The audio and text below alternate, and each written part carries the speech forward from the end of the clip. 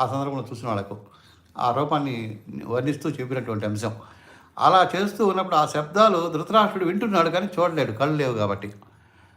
ఆయనకు అర్థమైంది విశ్వరూపాన్ని చూపిస్తున్నాడు విష్ణుమూర్తి అవతారమైనటువంటి శ్రీకృష్ణుడు అని అర్థమయ్యి అప్పుడు వేడుకుంటాడు ధృతరాష్ట్రుడు.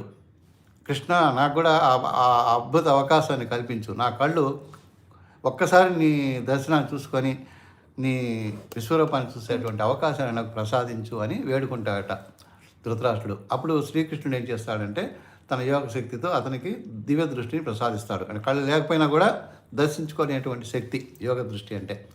అంటే కళ్ళు కనబడిపోతాయి అనుకోండి, సపోజ్ కళ్ళు బాగైపోయినాయి, కృష్ణుని చూశాడు. ఆ అవతారాన్ని చూసిన తర్వాత వెంటనే ఏమడిగాడంటే ధృతరాష్ట్రుడు, కృష్ణ చాలు, నా జన్మ ధన్యమైపోయింది. నిన్ను చూసిన ఈ కళ్ళతో నేను లోకాన్ని చూడదలుచుకోలేదు, కాబట్టి నా కళ్ళు వద్దు.